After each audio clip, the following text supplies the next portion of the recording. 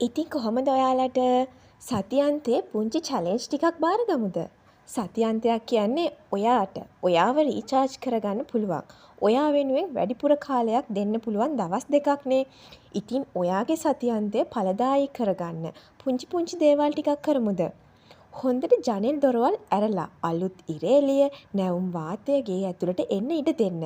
අලුත් මල් ටිකක් එහෙම තියලා සුවඳට ලස්සනට පිළිවෙලට ගේ තියෙද්දි දැනෙන සතුට බලන්නකෝ. පොඩ්ඩක් එළියට ගිහින් රවුමක් දාලා එන්න.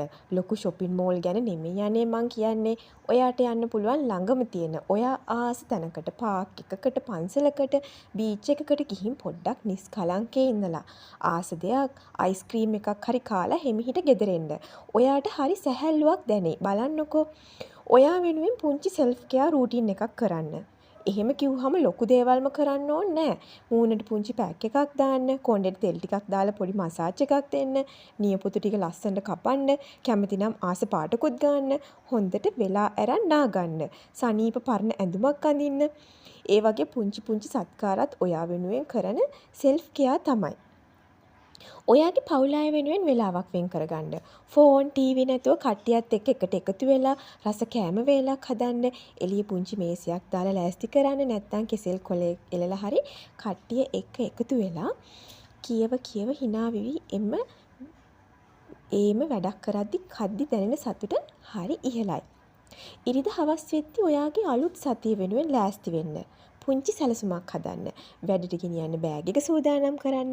කුඩ, වතුර බෝතල් අමතක නොවෙන්න ඒවා බෑග් වලට දාන්න. සතියේ දවස් 5 වැඩට අඳින ඇඳුම් බැඳලා තියන්න. අලුත් සතියේ පහසුවෙන් මීල් ප්‍රෙප් කරන්න. පැය භාගයක් අරන් කරන්නේ පුංචි දේවල් අලුත් සතියේ ඔයාට සෑහෙන්න පහසු කරන්න උදව් වෙනවා. ඉතින් ඔයා ආස විදිහට ඔයාට ගැළපෙන රටාවකට ඔයාගේ සතියන්ත ගෙවන්න. මේ චැලෙන්ජ් එකට එන අය හાર્ට් එකක් දාලම යන්න අමතක කරන්න එපා.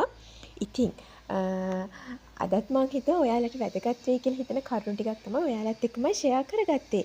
ආයෙත් මේ වගේම දවසක අපි අලුත් වීඩියෝ එකකින් හම් වෙනකන් ඔයාලා හැමෝම පරිස්සමින් සතුටින් ඉන්න.